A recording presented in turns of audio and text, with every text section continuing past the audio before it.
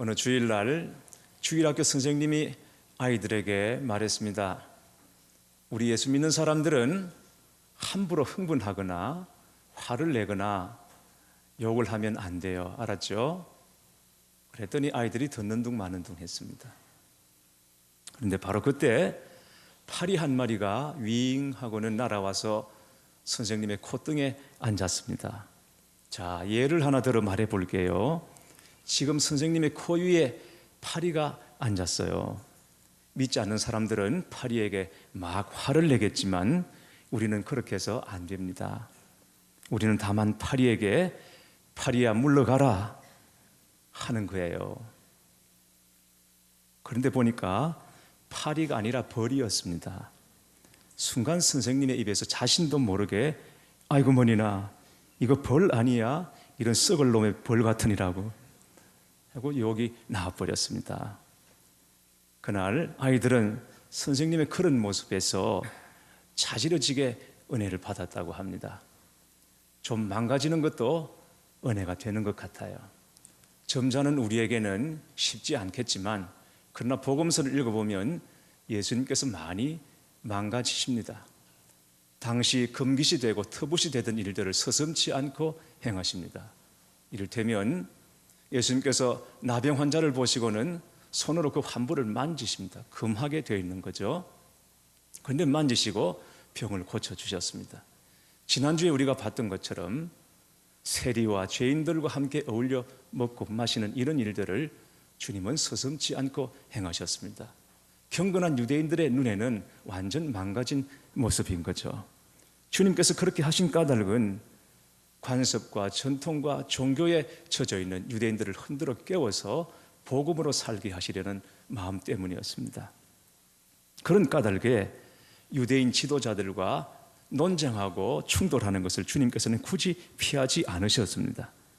오늘 본문도 그런 논쟁 가운데 하나입니다. 어느 안식일이었습니다. 예수님의 제자들이 밀밭 사이를 지나다가 밀을 잘라 먹었습니다.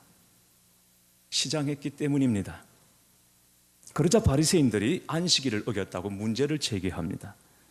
유대인들에게 있어서 안식일을 지키는 것은 생명과 같았습니다. 오직 안식일을 위해서 사는 것처럼 안식일을 어떻게 지키느냐, 여기에 따라서 사람도 믿음도 다 판단하는 것이었습니다. 그런데 제자들이 안식일에 밀을 잘라 먹었죠. 해서는 안 될 일을 한 겁니다. 그러나 사실은 밀밭에서 밀을 잘라 먹었다는 것이 잘못은 아닙니다. 이웃의 포도원에 들어가서 걸어가지고 담아오지를 않고 그냥 거기서 먹는다든지, 이웃의 밀밭에 들어가서 낫을 가지고 베는 것이 아니라 거기 있는 밀을 손으로 따먹는 정도는 다 이해되는 부분이었습니다. 그래서 신명기 23장 25절 말씀을 보면 가난한 사람들이나 나그네들을 위해서 그들이 먹을 수 있도록 추수할 때 다 추수하지 말라고 율법에 명하고 있기도 합니다. 그럼에도 제자들이 밀을 잘라 먹은 것이 왜 문제가 되는가? 이웃의 밀밭에서 밀을 잘라 먹었기 때문이 아니라 그 일을 안식일에 했다는 사실 때문입니다. 안식일을 거룩하게 지키라. 이 말씀은 십계명 네 번째 계명입니다. 그런데 유대인들은 안식일을 기억하여 거룩하게 지키라는 이 계명에 39가지 항목을 더하고 거기다가 각각 6가지 세칙을 붙여서 무려 224가지, 224가지, 234가지 계명들을 만들었습니다. 안식일을 거룩하게 지키라고 하는 하나님의 계명을 더 잘 지켜보려는 열심이었던 것이죠. 그런데 그 안식일 계명에 해서는 안 되는 항목 가운데 추수를 한다든지 탈곡을 한다든지 이런 것들이 들어가 있습니다. 유대인들은 예수님의 제자들이 밀을 자른 것을 추수라고 보았고 손으로 비빈 것을 탈곡행위로 보았던 것입니다. 그러자 예수님께서는 다윗의 사건을 인용해서 말씀하십니다. 구약성경 사무엘상 21장에 보면 다윗이 자기와 함께한 자들과 핍절하여 줄이게 되었을 때에 제사장 아히멜렉을 찾아가서 떡 5덩이를 달라고 요청합니다. 이 떡이 무슨 떡인지 여러분 아십니까? 제사장에게 가서 다윗이 달라고 요청했던 그 떡이 어떤 떡인지 여러분 아십니까? 이걸 진설병이라고 합니다. 진설병이 어떻게 생겼을까요? 콜라병, 맥주병, 사이다병처럼 생긴 것이 아니라 12개를 진열하는데 12지파, 이스라엘 12지파를 상징하는 겁니다. 6개씩 두 줄로 진열해 놓죠. 그리고 다음 안식일에는 새 떡을 만들어서 묵은 떡은 제사장이 먹도록 되어 있는 그런 떡입니다. 하나님께 드리는 제물인 거죠. 그런데 다윗이 이 진설병을 요청해서 함께한 자들과 먹었습니다. 제사장이 아닌 일반인들이 먹어서는 안 되는 그런 떡, 명백하게 율법에 규정되어 있음에도 불구하고 다윗이 그것을 먹었다는 것입니다. 예수님께서 왜 이 말씀을 하시는 것일까요? 안식일은 사람을 위해서 제정된 것이다 하는 것입니다. 사람이 안식일을 위해서 있는 것이 아니고 안식일이 사람을 위해서 있는 것이다. 그리고 단언해서 말씀하십니다. 인자는 안식일의 주인이니라. 또 다른 안식일이었습니다. 6절 말씀 보시면 이번에는 장소가 밀밭에서 회당으로 바뀝니다. 안식일에 사람들이 예배 드리기 위해서 회당에 모였습니다. 거기 보니까 오른손 마른 사람, 말하자면 오른손이 마비된 사람이 와서 앉아 있습니다. 실제로 보니까 서기관과 바리새인들이 예수를 고발할 증거를 찾으려 하여 안식일에 병을 고치시는가 엿보니라고 했습니다. 여러분, 서기관들과 바리새인들은 예수님을 고소하기 위해 호시탐탐하고 있었습니다. 그렇다면 손 마른 자, 이 손이 마비된 자가 자기 스스로 와서 앉아 있는 것이 아니라 예수님을 고발하기 위해서 서기관들, 바리새인들이 데려와서 앉혀 놓았을 수도 있다는 것입니다. 그렇다면 무엇입니까? 함정인 것입니다. 이런 경우에는 어떻게 해야 하는 것일까요? 안식일이라 해도 생명이 위급한 경우에는 고치도록 허용이 되었습니다. 그런데 손 마른 사람은 당장 생명이 위급한 경우가 아닙니다. 그러면 굳이 무리를 일으키면서 안식일에 병자를 고치기보다는 다음 날 조용히 따로 불러서 고쳐주실 수도 있습니다. 손 마른 자를 고치는 것이 목적이었다면 그렇게 하실 수도 있습니다. 그러나 주님은 정면 충돌을 피하지 않으시고 공개적으로 사람을 일으켜 세우시고는 그 병을 치유해 주셨습니다. 각기 다른 안식일에 충돌을 일으킨 이 두 사건을 통해서 예수님께서 말씀하시려는 것은 무엇이겠습니까? 한마디로 법보다 사람이 먼저다라는 것입니다. 율법을 지키는 것은 참으로 귀한 일입니다. 예수님께서 말씀하셨습니다. 내가 율법이나 선지자나 폐하러 온 줄로 생각하지 마라. 내가 율법을 온전하게 하려 왔다고 말씀하셨습니다.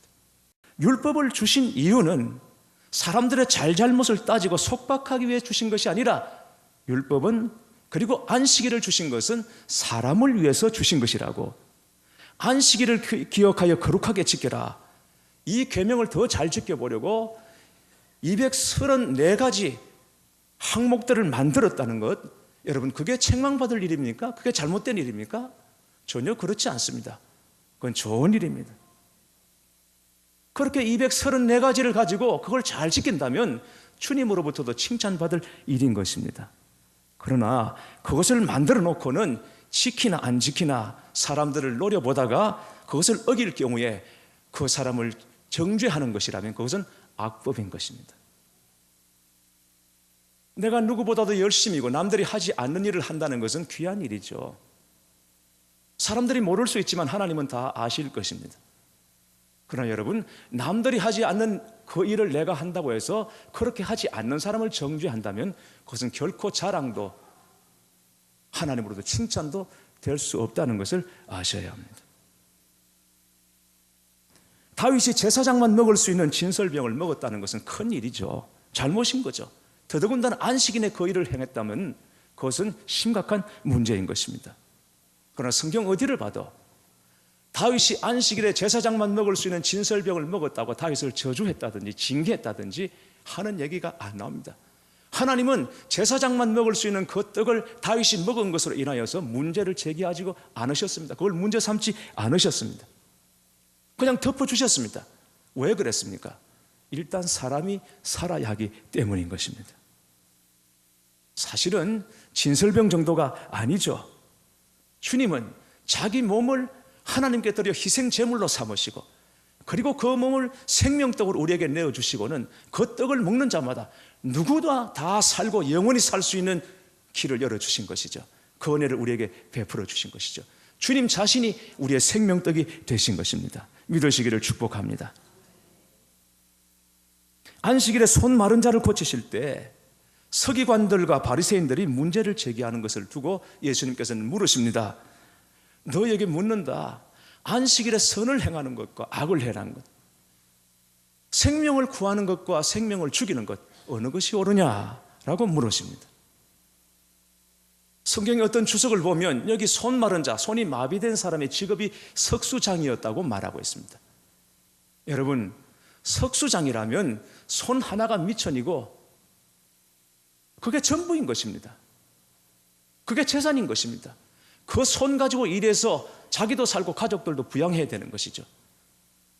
살아야 될 그 손이 말라서 썰지 못하게 되었다면, 움직일 수 없게 되었다면 여러분, 그 사람의 형편이 어떻게 되었겠습니까? 그럼에도 서기관들, 바리새인들은 전혀 아랑곳하지 않고 법이냐 아니냐 이것만을 따지고 있더라는 것입니다. 주님이 너무 답답하셔서 안타까우셔서 생명을 구하는 것과 죽이는 것 어느 것이 옳으냐고 물으십니다. 어느 대학교 화장실 벽에 이런 낙서가 써여 있었습니다. 기억하라. 당신이 사색에 몰두해 있는 동안 밖에 있는 사람들은 사색이 되어 간다. 여러분, 그렇습니다. 너무 자기중심적이고 모든 일을 내 위주로 생각하고 판단하면 그만큼 다른 사람들이 힘들어진다는 것을 알아야 합니다. 유기성 목사님이 쓰신 내 안에 계신 예수님과의 행복한 동행이라는 책에 이런 이야기가 나옵니다. 늘 웃는 얼굴에 사랑이 많은 한 목사님이 있었습니다. 그런데 그분은 본래부터 그렇게 사랑이 많았던 분은 아니었습니다. 목사님의 학창시절은 지나치게 율법적이고 무서운 사람이었습니다. 교회 어른들 중에 존경할 만한 사람이 아무도 없었습니다. 이 사람은 이렇고 저 사람은 저렇고, 그런 사람을 중직자로 세운 목사님은 사꾼이고 늘 이런 식이었습니다. 그런데 한 번은 친구가 생활의 어려움과 그리고 여학생으로부터 시련을 당한 일로 음독 자살을 시도했습니다. 그런 친구를 찾아가서 네가 정말 예수 믿는 사람이냐? 그렇다면 어떻게 이럴 수가 있냐? 라고 몰아붙였습니다. 그러던 그분이 시험에 빠졌습니다. 신학교 가려고 하는데 부모님이 반대해서 등록금을 대주지 않았습니다. 입학이 취소된 것입니다. 그때 크게 낙심해서 하나님을 부인하는 상황에까지 이르게 됐습니다. 그렇게 예수님을 잘 믿는 것 같았는데, 그래서 평생 복음을 위해서, 주님을 위해서 살겠다고 결단했는데, 서원했는데 한 번의 시험에 무너지고 만 것입니다. 몇 년의 방황 끝에 다시 예수님께로 돌아왔습니다. 그때 그는 자신의 교만을 깊이 깨닫게 되었고 자신이 얼마나 많은 사람들을 실족시켰는가 생각하고는 통곡할 수밖에 없었던 것입니다. 그 후에 하나님의 은혜로 다시 신학교에 들어가게 되었고 마침내 목사가 되었습니다. 그때 그 실패가 그를 사랑의 목사로 만든 것입니다. 로마서부터 시작해서 바울의 서신을 읽어보면 사도 바울의 관심은 오직 복음 그리고 영혼, 이 두 가지밖에 보이지를 않습니다. 그러나 여러분 아시는 것처럼 사도 바울이 원래 그런 사람은 아니었습니다. 주님 만나기 전에는 사람은 없고 오직 법밖에 모르는 인간이었습니다. 사도 바울이 빌립보서 3장 5절에 스스로 이렇게 말합니다. 나는 8일 만에 할례를 받고 이스라엘 족속이요 베냐민 지파요 히브리인 중에 히브리인이요 율법으로는 바리새인이요 라고 했습니다. 거의 완벽합니다. 유대 전통에 가장 부합되는 인물입니다. 그런데 바울은 몰랐습니다. 자기가 지금 하나님을 대적하고 있다는 것을 몰랐던 것입니다. 그는 사람을 살리는 자가 아니라 율법이라는 이름으로 사람을 죽이고 있었던 것입니다. 눈에 비늘이 쓰였기 때문입니다. 그런데 다메섹에서 주님을 만나고 비늘이 벗겨집니다. 그리고는 사람을 다시 보게 됩니다. 전에는 율법에 어긋나는 사람들을 잡아들이기 위해서 사방천지 쫓아다녔습니다. 그러나 주님 만난 이후에는 사람을 살리기 위해서 어디든 뛰어들었습니다. 한 번은 어느 성에서 복음을 전하다가 그 성 사람들로부터 죽도록 맞아서 실신을 하고 말았습니다. 축 늘어졌어요. 사람들이 죽은 줄 알고 시체를 성 밖에 내다 버렸습니다. 얼마나 맞았으면 죽은 시체인 줄 알았겠습니까? 그리고는 밤이 되기 전에 시체를 처리하느라고 축 늘어진 바울을 성 밖에다 내다 버린 것입니다. 한밤에 추위에 바울이 깨어났습니다. 깨어나서 보니 온몸은 피투성이고 만신창이 누더기가 되어 있었습니다. 얼마나 맞았든지 그렇게 되어버렸어요. 그런데 바울이 그 몸을 해가지고 자신을 쳐서 내다버린 그 성으로 다시 들어갑니다. 왜요? 그 성에 복음을 듣고 구원받아야 될 영혼들이 있었기 때문인 것입니다. 주님 만나기 전에는 하나하나 색출해서 죽이려고 했던 사람들입니다. 그러나 주님 만난 다음에는 그들이 복음 듣고 구원받을 수 있다면 자신이 지옥에 떨어져도 좋겠다고 주님 앞에 서원했던 사람인 것입니다. 사랑하는 교회 여러분, 우리가 기억해야 합니다. 예수 믿고 난 다음에도 우리에게 변화가 없다면 믿는 사람이 세상에서 가장 무서운 사람이 될 수도 있다는 것을 아셔야 합니다. 오늘 여기서 보니까 평소에 나오던 분들이 나오지 못한 분들도 계십니다. 아마 다 사정이 있으실 것입니다. 그런데 주일에 빠지는 당신이 집사냐? 여러분, 그게 맞겠습니까? 집사님, 어디 아프세요? 무슨 일 있으세요? 여러분, 이게 맞겠습니까? 하나님을 만나고 싶어한 소년이 있었습니다. 소년은 하나님이 살고 계신 곳까지 가려면 먼 여행이 되겠다는 것을 알았습니다. 그래서 초콜릿과 음료수 6병을 배낭에 챙겨 들고는 여행길에 나섰습니다. 사거리를 3개쯤 지났을 때에 길가에 한 늙은 할머니를 만났습니다. 그 할머니는 우두커니 비둘기를 바라보면서 공원 벤치에 앉아 있었습니다. 소년은 그 할머니 옆에 앉아서 가방을 열었습니다. 음료수를 꺼내 마시려고 하다가 할머니가 배가 고파 보인다는 사실을 알았습니다. 그래서 초콜릿을 꺼내서 그 할머니에게 드렸습니다. 할머니는 고맙게 그것을 받아들고는 소년에게 미소 지어 보였습니다. 할머니의 미소가 너무 아름다웠습니다. 그래서 소년은 그 아름다운 미소를 한 번 더 보고 싶어서 이번에는 할머니에게 음료수를 건네주었습니다. 할머니는 다시 소년에게 미소를 지어 보였습니다. 너무 기뻤습니다. 그들은 그날 오후에 그렇게 먹고 마시고 미소 지으면서 공원 벤치에 앉아 있었습니다. 그것 밖에는 다른 말은 한마디도 하지 않았습니다. 날이 어두워지고 소년은 피곤함을 느꼈습니다. 그래서 집에 돌아가려고 배낭을 챙겨 들고 자리에서 일어섰습니다. 근데 몇 걸음 걸어가다가 말고는 돌아서서 그 할머니에게로 달려와서 할머니를 꼭 껴안아 주었습니다. 할머니는 소년에게 가장 행복한 미소를 지어 보였습니다. 잠시 후에 소년이 그의 집에 들어갔을 때 어머니가 아들의 얼굴에 나타난 행복한 표정을 보고 깜짝 놀랐습니다. 물었어요. 오늘 무엇을 했기에 너는 이렇게 행복해 보이니? 소년이 대답했습니다. 오늘 하나님과 함께 점심을 같이 먹었어요. 그런데 엄마도 아세요? 하나님은 내가 여태껏 본 것 중에서 가장 아름다운 미소를 가졌더라고요. 그러는 동안에 할머니 역시 기쁨으로 빛나는 얼굴을 하고 집으로 돌아왔습니다. 할머니의 아들이 할머니의 얼굴에 나타난 평화로운 표정을 보고 놀라서 물었습니다. 어머니, 오늘 무슨 일이 있었기에 그렇게 행복한 표정이세요? 할머니가 대답했습니다. 난 오늘 공원에서 하나님과 함께 초콜릿을 먹었단다. 그런데 너도 아니? 그분은 내가 생각했던 것보다 훨씬 더 젊더구나. 마음을 열어주는 101가지 이야기에 나오는 내용입니다. 사랑하는 교회 여러분, 하나님 만나기 원하십니까? 여러분 주님 경험하시기 원하십니까? 옆에 계신 분들을 잘 보세요. 관심을 가지고 보시기 바랍니다. 작은 자를 돌아보십시오. 사랑으로 돌아보시길 바랍니다. 그들이 바로 주님을 만나는 통로라는 것을 아시게 될 것입니다. 지난 주일에 김강호 성도님이 가족들이 있는 제주도로 돌아가시면서 우리 앞에서 간증을 했습니다. 간증 중에 저는 이제 주님 없이 살 수 없습니다 라고 했던 고백이 아직 귀에 남아 있습니다. 김강호 성도님은 우리 교회 모교 사랑을 통해서 예수님을 만났습니다.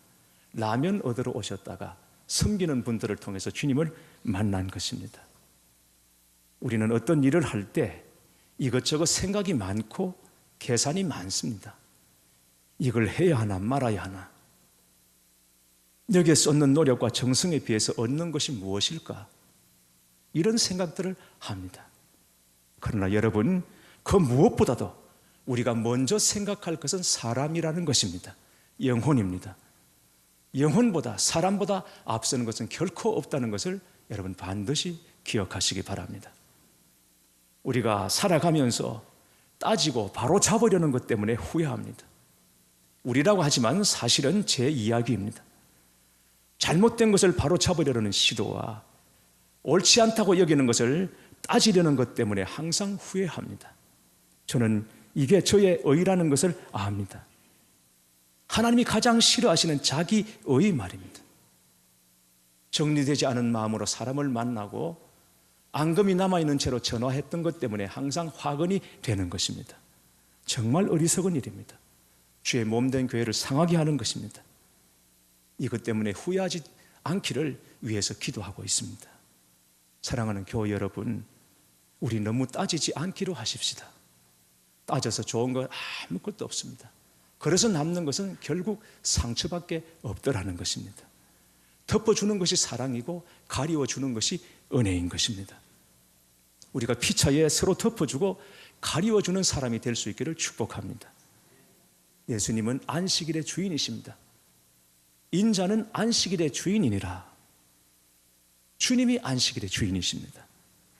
줄인 자에게 안식은 그 배고픔을 해결하는 것이 곧 안식일 것입니다. 손 마른 자에게 안식은 무엇이겠습니까? 그 손 마른 그 손을 고침받는 것이 안식일 것입니다. 주님은 안식일의 주인답게 우리에게 참 안식을 주기 원하십니다. 우리의 허기진 영혼을 생명 양식으로 채워주기를 원하십니다. 우리의 마른 손은 무엇일까요? 여러분 삶에서 묶여있고 마비되어 있는 것이 도대체 무엇입니까? 여러분에게는 무엇이 묶여 있습니까? 무엇이 마비되어 있습니까? 움직일 수 없는 것, 꼼짝할 수 없는 것, 그 묶여 있는 것이 여러분에게는 무엇이 있습니까? 주님께 손을 내밀어 보시길 바랍니다. 안식일의 주인이신 주님께서 그 묶인 것, 마비된 것을 풀어주실 것입니다.